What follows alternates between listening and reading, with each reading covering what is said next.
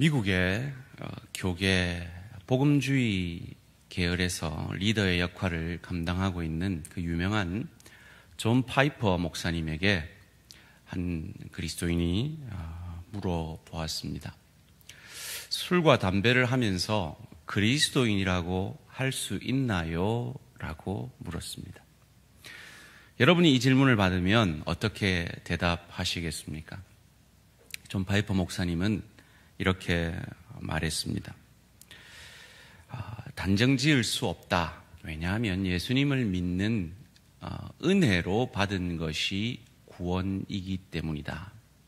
그러나 걱정을 안 해도 되는가?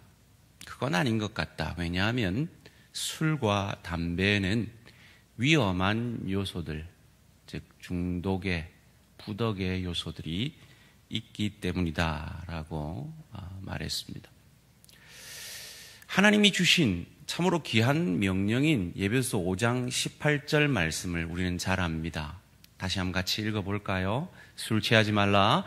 이는 방탕한 것이니 오직 성령으로 충만을 받으라. 이 귀한 하나님의 명령을 술 먹는 정당한 구절로 사용되고 있는 것을 저와 여러분은 압니다. 하나님이 술 취하지 말라 했지 언제 술 마시지 마라 했노? 건배.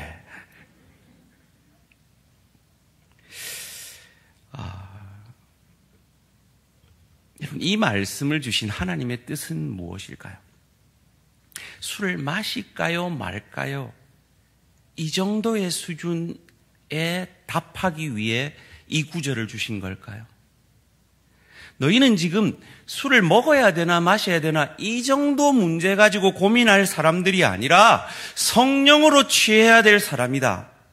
사실 그 말씀인데 그 말씀은 외면한 채 술을 취하지 말라고 했으니까 먹어는 마셔서 취하지 않을 정도만 기분 좋게 친구들이랑 어울려도 되지 않나라는 근거 구절로 사용한다면 과연 그것이 옳을까? 저는 우리 사랑하는 청년대학부 친구들과 함께 오늘 이 구절들을 가지고 세 가지 질문에 한번 답을 해봤으면 좋겠습니다. 첫째로, 그리스도인들이 술을 마셔도 되는가? 두 번째로, 그리스도인들이 술을 마시는 것이 자기에게 유익한가? 세 번째로, 그리스도인들이 술을 마시는 것이 덕이 되는가? 저는 우리 청년대학부들이 그저 1번 질문에서 그치는 청년대학부가 아니기를 바랍니다. 그리고 2번 질문 수준에서 나한테 덕이 되는가? 이 수준에서도 그치지 않기를 바랍니다. 궁극적으로 내가 술을 마시는 것이 우리 청년대학부 공동체와 주의 교회와 하나님의 복음과 하나님의 나라에 덕이 되는가? 이 질문까지 나아갈 수 있는 우리 청년대학부 그리고 우리 모든 성도님들 되시기를 주님의 이름으로 축원합니다. 첫째로, 그리스도인들이 술을 마셔도 되는가? 정답은 마셔도 안 됩니까? 확실히 안 됩니까? 근데 성경은 된대요. 언제 된대요? 디모데전서 5장 23절입니다. 이제부터는 물만 마시지 말고 내 위장과 자주 나는 병을 위하여는 포도주를 조금씩 쓰라. 왜 이 말씀을 주셨을까요? 그 시대에는 겔포스가 없었기 때문입니다. 제가 우리 박기권 장로님이 겔포스 먹는 걸 보고 인삼 먹는 걸로 착각을 해가지고 목사는 안 주고 자기만 먹는다고 핀잔을 했다가 괜히 우리 원로 장로님이 저한테 그러신 걸로 막 교회 소문이 나고 막 이랬던 적이 있었습니다. 성경은 술에 대해서 어떤 면에서는 아주 관대하게 말하는 부분도 있습니다. 예수님이 첫 기적을 술을 만드셨습니다. 그런데 위장의 건강을 위해서 술을 허락하신 그 하나님의 마음을 알고 술 마셔도 되는구나, 이렇게 하셔야 된다는 거예요. 위가 안 좋으면 포도주를 쓰시지 말고 문대성 집사님께 문의를 하시기 바랍니다. 제가 문대성 집사님이 주신 그 약을 먹고 지금 위가 상당히 좋아졌어요. 더 이상 우리는 이런 구절들을 가지고 술 마셔도 되구나 라고 정당하게 나의 술 마심을 변증해서는 안 됩니다. 그런데 실제로 유럽에서 패스트라는 이 코로나보다 더 무서운 병이 스쳐 지나갔을 때 유럽 인구의 3분의 1이 죽었는데 그때 누가 안 죽었느냐? 물 대신 맥주를 마신 사람이 안 죽었습니다. 왜요? 물은 그냥 마시는데 맥주는 끓여 마셨기 때문입니다. 이런 일들을 들고 와서 그러니까 술을 마셔도 되잖아. 유럽의 교회들은 맥주를 음료수로 마신다며, 이스라엘은 떡과 포도주를 식사 시간에 먹었잖아. 그러니까 우리도 술을 마셔도 돼. 라는 건 구원의 문제와는 상관이 없을지 모르지만 아주 저급한 신앙의 질문이라는 거죠. 그럼 조금 더 고급한 신앙의 질문으로 나아가야 합니다. 두 번째 질문은 그리스도인들이 술을 마시는 것이 자신에게 유익한가라는 질문입니다. 성경이 어떤 부분에서는 술에 대해서 아주 관대하게 말씀을 하지만 대부분의 성경 구절들은 술에 대해서 저주다라고, 저주받은 결과라고 말을 합니다. 이사야 28장 1절이 그것을 말하는데요. 에브라임의 술 취한 자들의 교만한 면류관은 화 있을진저 술에 빠진 자의 성 곧 영화로운 관같이 기름진 골짜기 꼭대기에 세운 성이여 쇠잔에 가는 꽃 같으니 화 있을진저. 술 취한 자들에게 화가 있을 것임을 말해주고 있습니다. 실제로 에베소 5장 18절에 술 취하지 말라라는 명령을 하기 전에 왜 술 취하지 말라고 했는지 그 이유를 에베소 5장 17절에 가르쳐 줍니다. 그러므로 어리석은 자가 되지 말고 술에 취하면 어리석은 자가 된다는 겁니다. 주의 뜻이 무엇인지 이해하려면 술에 취해서는 안 되고 성령에 취해야 하기 때문임을 우리에게 가르쳐 주고 있습니다. 실제로 한국에 복음이 처음 들어왔을 때 부흥회를 하고 잠시 쉬는 시간에 마당에서 그 예배 장소에서 꼬쟁이 담뱃대를 들고 담배를 한 대 피우면서 서로 술을 나눠 마신 기록이 한국 기독교에 있습니다. 왜요?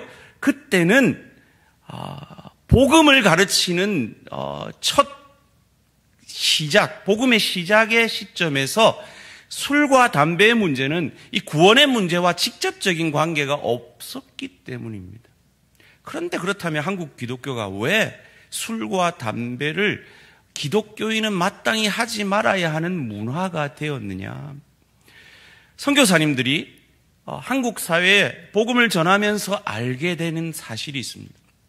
그것은 바로 한국 사회를 병들게 하는 세 가지가 있는 것을 발견합니다. 그것이 술과 담배와 축첩, 즉 남자들이 바람피고 첩을 취하는 그것이었음을 알게 됩니다.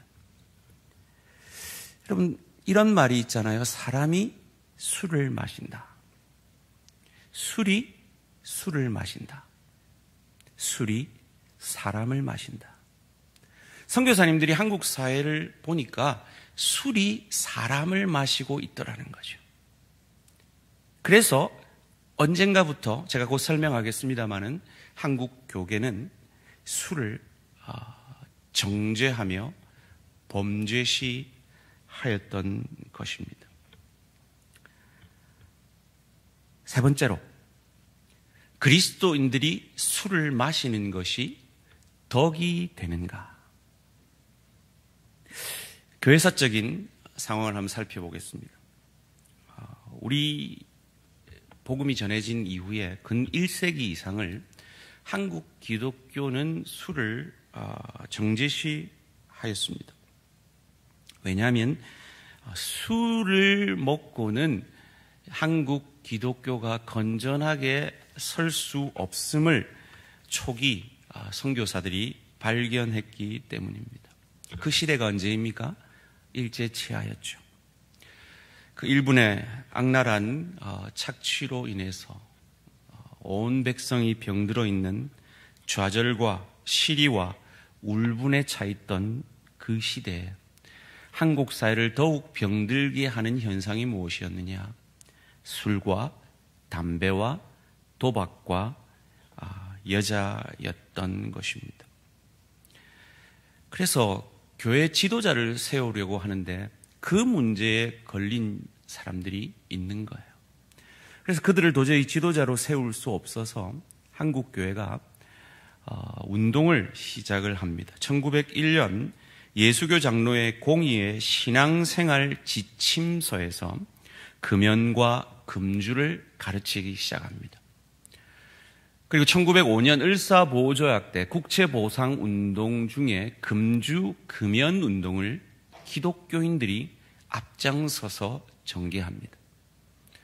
그리고 1907년 평양 대부흥운동 때 부흥은 자기 죄를 고백하는 거잖아요.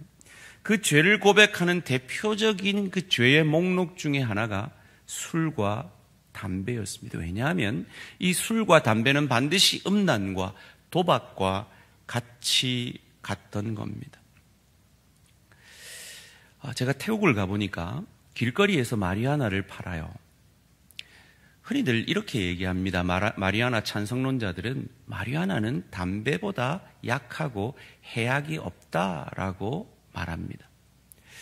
그건 과학적으로 일리가 있는 말입니다. 그러나 대부분의 관계자들이 하는 말이 마리화나로 들어간 사람은 반드시 더 센 마약으로 들어가더라는 겁니다. 그러니까 그 시초부터 끊는 것이 맞다는 거죠. 여러분, 우리 청년들 잘 모르겠죠. 그런데 이 한국 사회에 크리스마스 이브 베이비가 얼마나 많이 낙태되는지 아십니까? 그 시작이 술이라는 거예요. 저희 아내가 저랑 결혼하기 전에 전도사 생활을 했습니다. 그 교회 목사님 딸이 강간을 당했어요.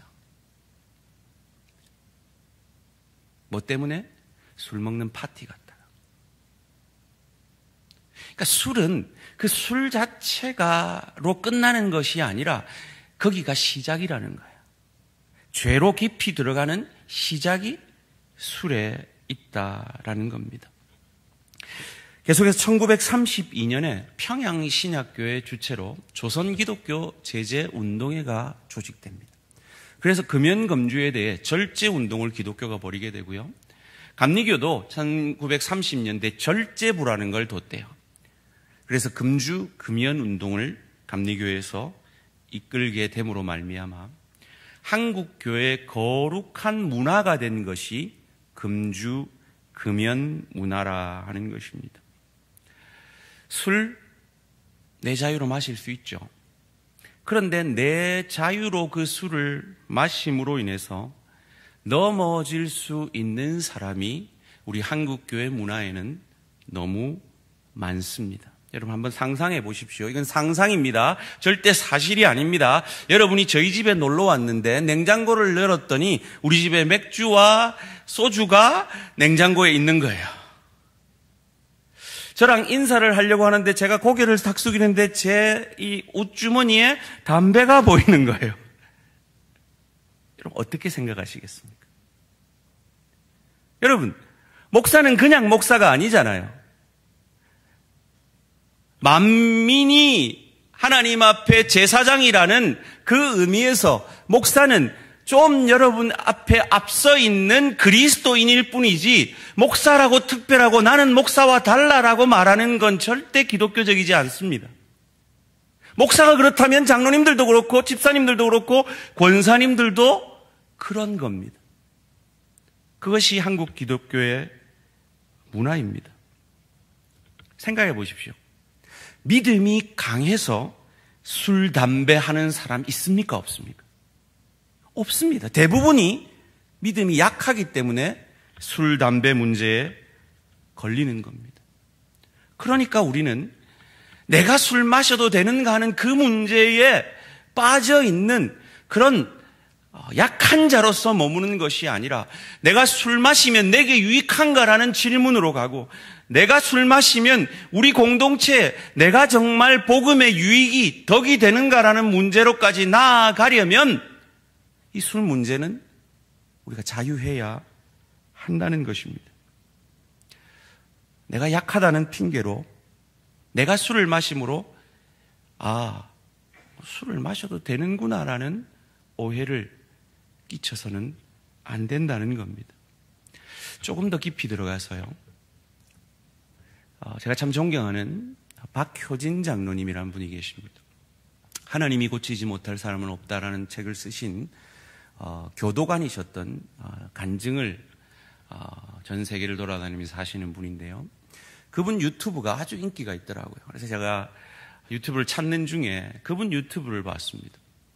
그분 유튜브에 어떤 분이 글을 남겼어요. 이런 질문을 남겼습니다. 장로님, 술에 대해서는 한번 영상을 해주세요. 현재 다니는 교회 집사들, 믿음 좋다고 해서 직분에 있는 분들이 사적인 자리에서 만나니 너무 자연스럽게 술들을 사와서 갈로하고 맥주, 와인 갈로 닫고 마셨고 권유했습니다. 절대로 우리 대한교회는 아니겠죠? 너무 놀라서 물론 티는 못 냈지만 전 안 한다 했고 그 후 또 어린이들 예배 선생님들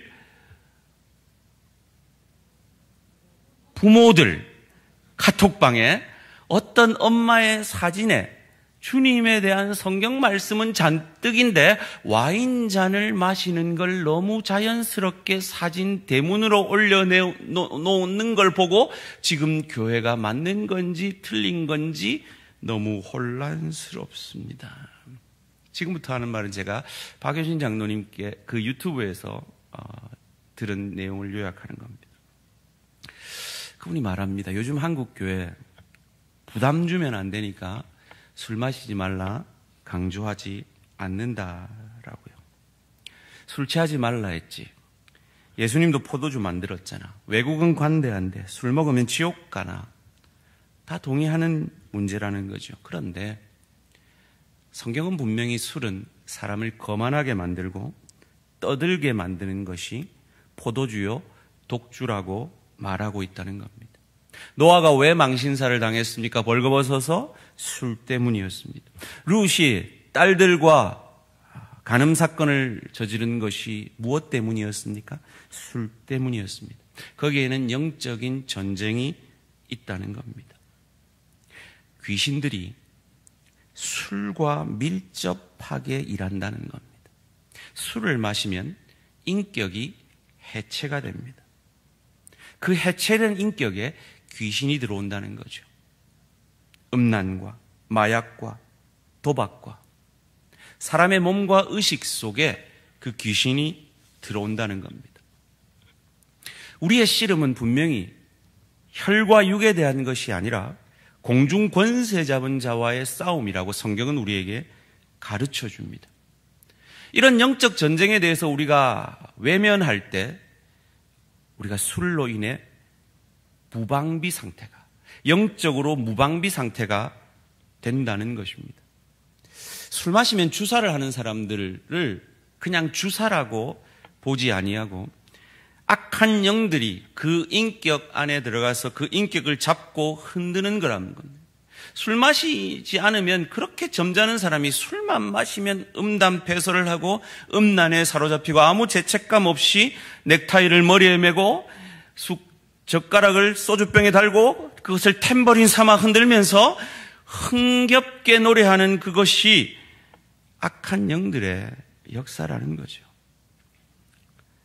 육체가 느끼는 그 쾌락을 악한 영들이 그 속에서 들어가서 함께 느끼려 한다는 겁니다. 그리고 밤에, 낮에 깨어나서, 아침에 깨어나서 그런 추태를 다 술 탓으로 돌립니다. 그건 술 탓이 아니라 영적 장난의 흔적이라고 이 장로님이 말하더라고요. 그것이 계속되면, 술을 계속 마시면 강도가 세집니다. 그래서 술로 인해 귀신이 들락날락 하다가 아예 집을 짓게 됩니다. 그게 바로 중독입니다. 알코올 중독입니다. 그래서 아예 그 사람의 인격을 사로잡아 버리는 것이죠. 자기가 술을 먹고 싶은 줄 아는데 사실은 그 악한 영들이 술을 그 안에서 요구한다는 것입니다. 왜냐하면 귀신들은 사람이 망가지는 것을 보고 행복해 하기 때문입니다. 술의 한 잔은 반드시 2잔이 됩니다. 3잔이 됩니다.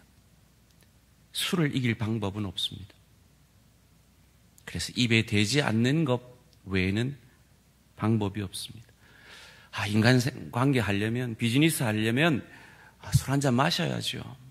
그럴듯한 얘기입니다만은, 그래서 그 술에 내 인격을 맡기시겠습니까? 그 장로님이 이렇게 질문하더라고요.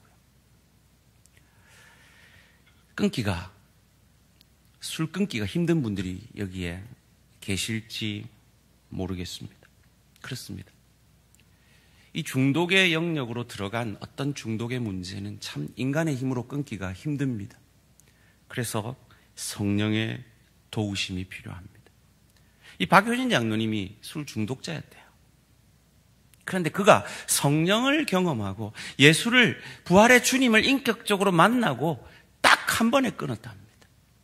그것이 성령의 역사입니다. 도움을 구하십시오. 특별히 우리 청년들에게 그런 결심이 선다면 목사님이든 정말 믿을 수 있는 지체에게 자신을 체크해 달라고 부탁하십시오. 내 스스로 이길 힘이 없으면 내가 술을 마시는지 안 마셨는지, 마셨는지 안 마셨는지 나를 체크해 달라고 부탁하십시오.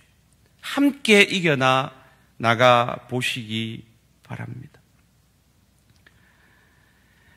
이 시대는 포스트 모던 시대입니다.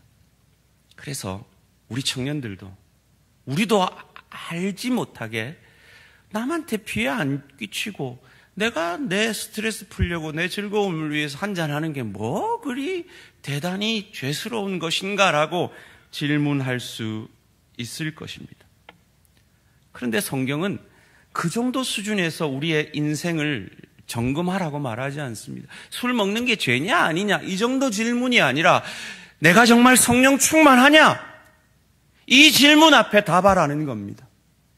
그 수준까지, 그 질문의 수준까지 자라가는 우리 청년대학부 되시기를 주님의 이름으로 축원합니다. 할 수 있습니다. 해도 됩니다. 그런데 예수님 때문에, 내가 예수님 때문에 그 일을 하고 예수님 때문에 그 일을 하지 않는 것이 거룩입니다. 우리는 거룩을 위해 사는 거지 내 즐거움을 위해 사는 인생이 아닙니다. 술, 담배는 절제의 문제입니다. 그리고 덕의 문제입니다. 저희 장인어른은 장로님이셨습니다. 그런데 평생 담배를 못 끊으셨습니다. 그래서 우리 손자, 손녀들이 알까봐 늘 몰래 피우셨고 처음에는 아이들에게 들키지 않으셨는데 아이들도 다 알면서 모르는 척 해주는 수준이었습니다. 저는 우리 장인어른을 존경합니다. 참 귀한 분입니다. 참 그런데 본인이 몸부림쳐 보시지 않았겠습니까? 정말 몸부림쳐도 안 되는 그 우리의 연약이 있을 수 있다는 것 저 인정합니다. 만약에 여러분에게 그런 부분이 있다면 제가 권합니다. 절대로 들키시지 말기를 주님의 이름으로 축원합니다. 덕의 문제이기 때문입니다. 덕의 문제이기 때문입니다. 우리 장인어른이 얼마나 힘들어 하셨는지 모릅니다. 그것 때문에 죄책감을 얼마나 느끼셨는지 모릅니다.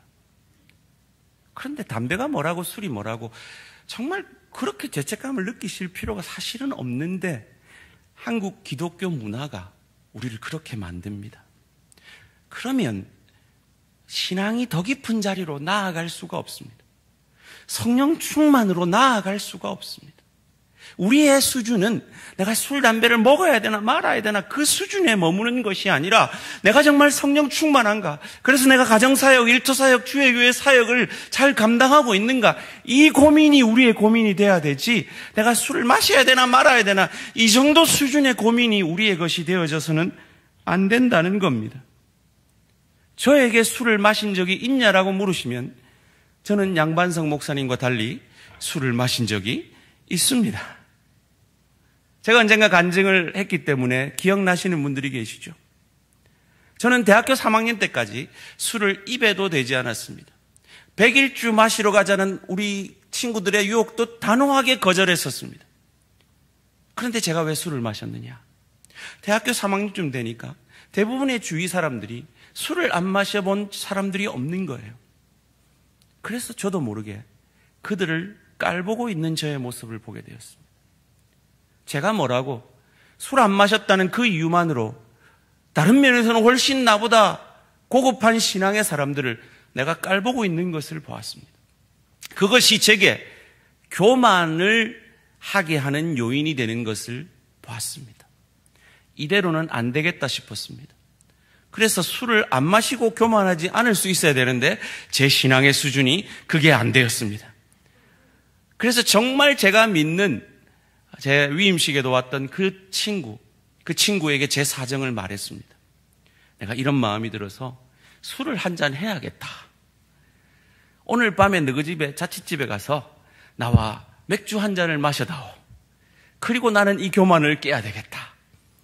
그리고 그 친구 집에 가서 함께 두 손 잡고 간절히 기도한 이후에 맥주 한 잔을 마시고 잤습니다.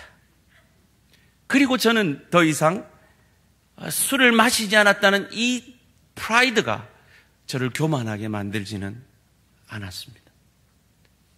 제가 왜 이 얘기를 하는지 우리 청년대학부 성도님들 아시겠습니까? 술은 마셔도 되나 안 되나, 죄냐 아니냐, 그 문제에서 넘어서서 술이 정말 나에게 유익이냐? 저에게는 술을 마시지 않는 것이 유익이 아니었습니다. 그래서 한 잔 마셔서 그 교만을 깨뜨렸습니다. 그런데 그것도 더 나아가야 합니다. 술이 정말 덕이 되느냐?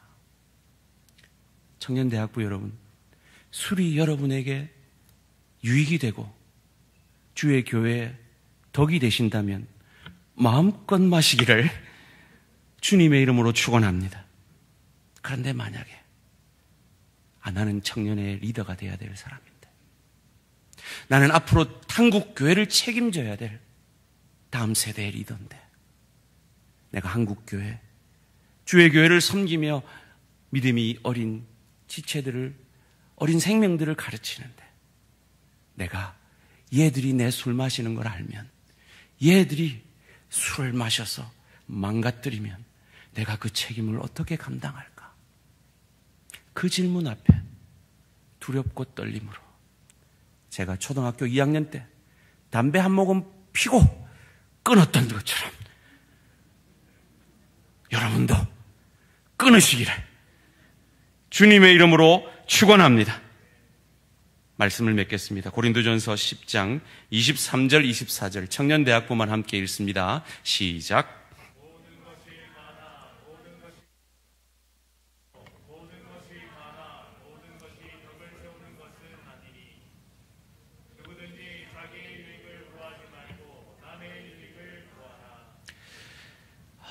초대교회 고린도 교회는 우상에게 바쳐진 고기를 먹느냐 안 먹느냐, 먹는 것이 죄냐 아니냐의 문제에 갈등이 있었습니다.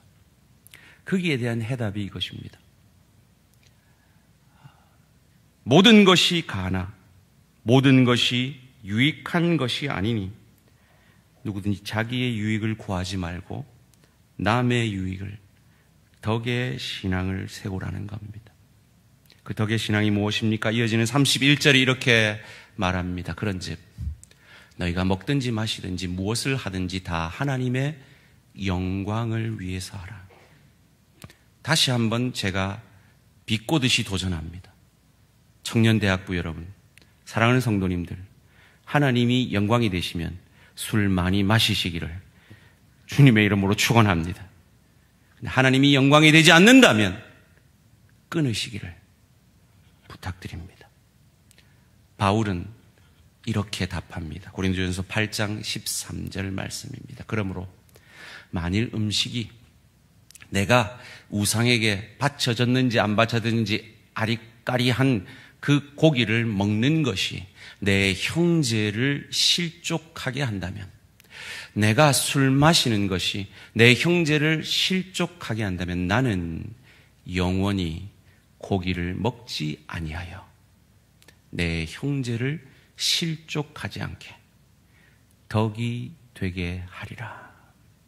이것은 술의 문제만이 아닙니다. 사랑하는 청년들, 사랑하는 성도님들, 술은 아니지만, 한국 교회가 금하고 있는 것은 아니지만, 그래서 해도 되지만, 내 유익을 위해서 안 하는 것이 유익한 무엇이 있으십니까? 혹은 공동체의 덕을 위해서 내가 할 수 있지만 안 하는 것이 유익하다라는 그 무엇이 있으십니까? 그것까지도 주님 앞에 성령 충만함으로 내려놓으시는 성숙한 그리스도인들로 자라가시기를 주님의 이름으로 축원합니다.